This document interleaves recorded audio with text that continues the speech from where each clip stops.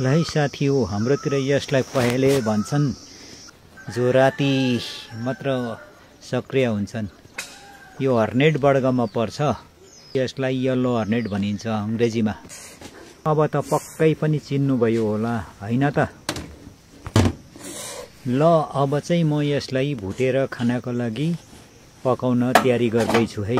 किनकि यसलाई भुटेर खानाले शरीरलाई बलियो बनाउने, शरीरको कमजोरी हटाउने अनि यौन शक्ति बढाउने र घाउ चाँडै निको गर्ने गर्दछ।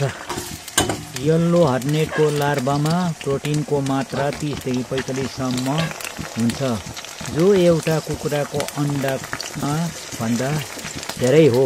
यसबाहेक यसमा बोसो, फ्याटी एसिड, ओमेगा 3 अनि 6, vitamin B complex, B12, B6, vitamin A र ई पनि थोरै मात्रामा पाइन्छ।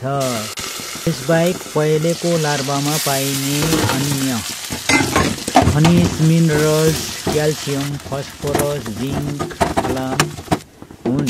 यसले शरीरमा रोग प्रतिरोधक क्षमता बढाउने र ऊर्जा दिने पनि गर्दछ। पहेँलेको लार्भालाई पकाउने तरिका त सिक्नुभयो होला हैन त? सर्वप्रथम पहेँलेको लार्भालाई तेलमा फ्राई गर्नुपर्छ। त्यसपछाडि अन्य मरमसलाहरू, रामभेडा, प्याज, लसुन, अदुवा सबै मिलाएर त्यसको पेस्ट बनाएर त्यसमा अन्त्यमा भुट्नुपर्छ।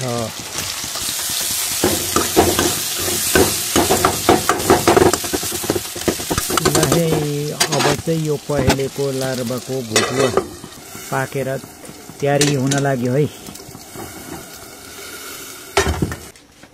आहा, क्या मिठो मगमगाउँदो बास्ना रहेछ है यसको त। अब चाहिँ खानासँग मजाले खाइन्छ यसलाई।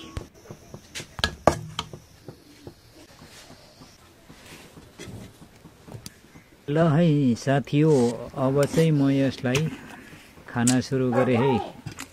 मिठो रहेछ, तपाईहरुले चाहिँ थुक नबिलाउनु होला है।